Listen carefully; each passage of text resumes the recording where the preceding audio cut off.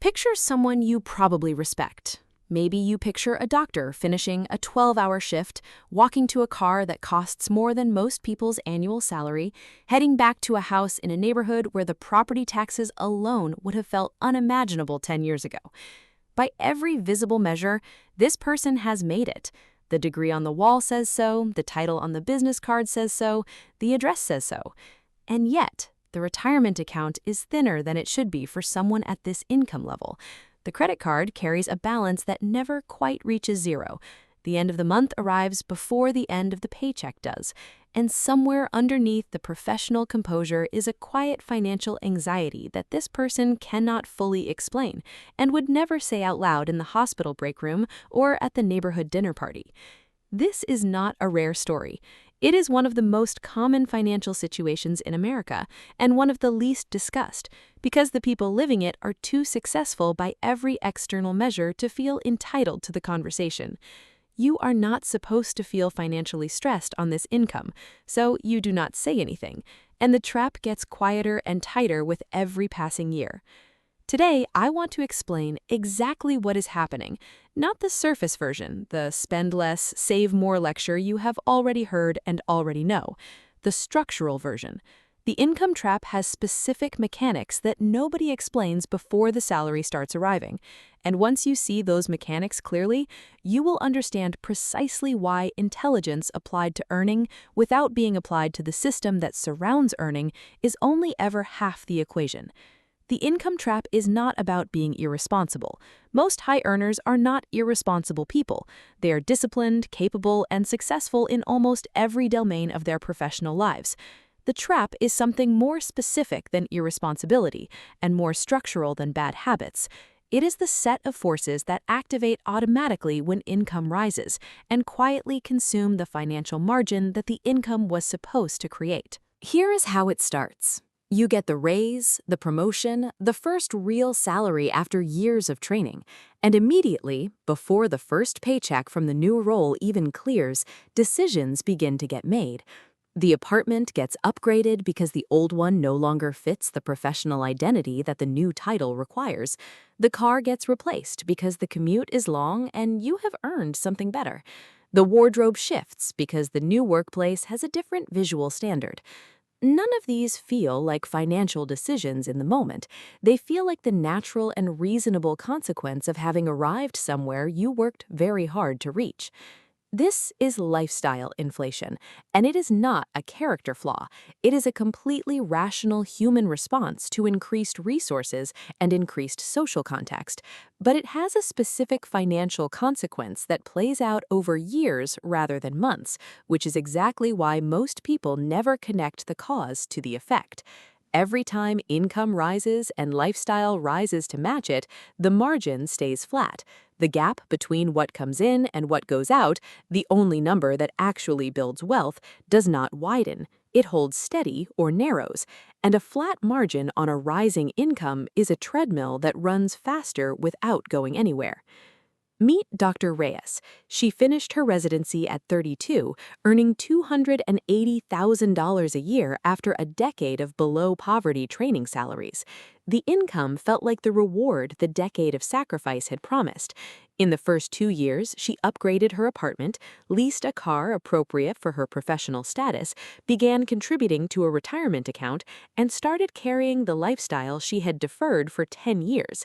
By year 3, she was earning more than 95% of Americans and saving less than 8% of her income. She was not reckless, she was trapped, and she had no idea the trap had a name. The second mechanism is the fixed cost trap, and it is more dangerous than lifestyle inflation because it is harder to reverse. Lifestyle inflation is a flow problem, money spending faster than it accumulates. The fixed cost trap is a structure problem, obligations locking into place that cannot easily be undone when circumstances change. High earners tend to make large fixed cost commitments at the peak of their income confidence, a mortgage sized for a dual income that assumes both salaries remain stable, private school tuition that becomes a non-negotiable once the children are enrolled, a lease on a vehicle that runs for 3 years, whether or not the income that justified it continues. Each commitment is reasonable at the moment of making it. Together, they create a monthly fixed cost floor that is so high it leaves almost nothing for investing, regardless of what the gross income figure says. The Federal Reserve data shows that households earning between $100,000 and $200,000 a year carry median retirement savings of around $100,000 to $180,000, numbers that look reasonable until you compare them to what those income levels could have produced with a disciplined savings rate over the same working years. The income was there. The margin was not. The fixed costs consumed it before the investment accounts ever saw it. The third mechanism almost nobody talks about openly is the tax bracket reality.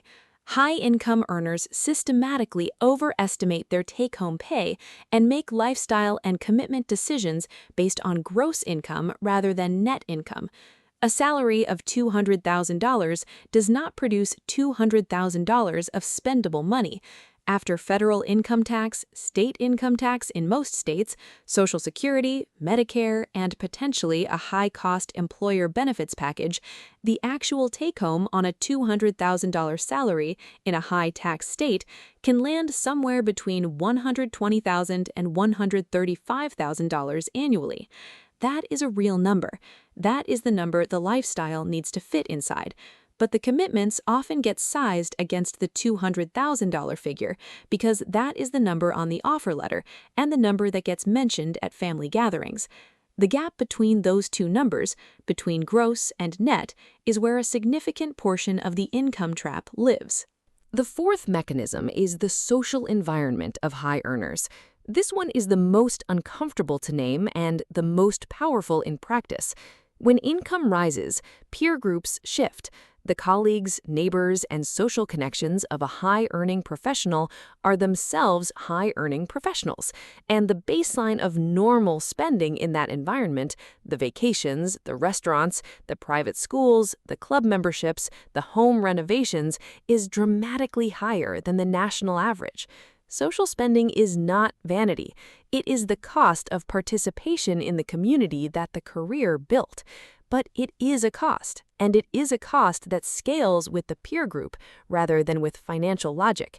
Every neighborhood upgrade, every professional social circle expansion quietly raises the floor of what normal costs and makes frugality feel like a visible downgrade rather than a private strategy. Now, here is the number that matters more than your salary, and this is the open loop I promised at the beginning. It is your savings rate, not your income, not your net worth on paper, not the value of your home. Your savings rate, the percentage of your take-home income that goes into accounts that compound and grow, is the single number that most accurately predicts whether you will build genuine wealth, regardless of what the salary figure says. Vanguard's research consistently shows that investors who maintain savings rates above 15 to 20% of income build retirement security across almost every income level, and investors who maintain savings rates below 10% struggle to build lasting financial security across almost every income level, including high ones. The income is the input. The savings rate is the filter. And most high earners are running their considerable income through a filter so clogged with lifestyle costs and fixed obligations that almost nothing comes out the other side into the compounding accounts that actually build lasting wealth. Dr. Reyes figured this out in year 4 when she sat down and calculated her actual savings rate for the first time. Not the percentage she was contributing to her retirement account, her actual savings rate, the total percentage of take-home income going into all accounts that were growing rather than being consumed. The number was 6% on a $280,000 gross salary. 6%. She was not broke in the conventional sense. She was high-income fragile. One income disruption, one large unexpected expense, one market downturn away from a crisis that her salary had convinced her she was immune to. So what actually breaks the trap? Not a budget app, not a spending freeze, not willpower applied to coffee purchases. The trap is structural, so the solution has to be structural. The first move is to calculate your real savings rate right now, not the retirement contribution percentage, the total, every dollar going into a compounding account divided by your actual take-home pay. If that number is below 15%, you are in the trap, regardless of what the gross income figure says. The second move is to automate the savings rate you need before lifestyle spending gets a vote. Every raise, every bonus, every income increase, route a predetermined percentage directly into investment accounts before it touches the checking account. The lifestyle never sees it. The lifestyle never misses it. And the compounding starts immediately rather than waiting for the end of the month to see what is left, which is almost always nothing. The third move is to audit your fixed costs honestly. Not your discretionary spending, your fixed monthly obligations. Add them up as a percentage of take-home income. If they exceed 50%, you have a structure problem that no amount of discretionary cutting will solve.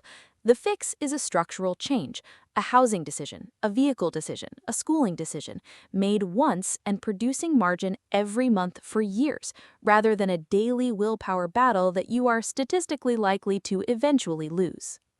The fourth move is to understand that your peer group is a financial environment, and environments shape behavior more reliably than intentions do. You do not have to leave your social world, but you have to be honest about the financial floor that world sets and deliberate about whether you are choosing that floor or simply inheriting it by proximity. The income trap is not a moral failing. It is not evidence that you made the wrong career choice or that the decade of training was wasted. It is a structural problem that activates automatically when income rises without a corresponding structural response. The smart people who go broke are not going broke because they are not smart enough. They're going broke because nobody ever explained that the skills that produce high income are completely different from the skills that convert high income into lasting wealth. Earning well and keeping well are two separate disciplines, and most high performers were only ever taught one of them. The foundation underneath all of this is financial literacy, the real mechanics of how money compounds, how savings rates work across time, how fixed costs create or destroy margin, and how the gap between gross and net income shapes every financial decision you make. I put together a full breakdown of those fundamentals for exactly the person who just recognized themselves in this video, because the income is already there. The only thing missing is the system that lets it actually build something. That is where to go next.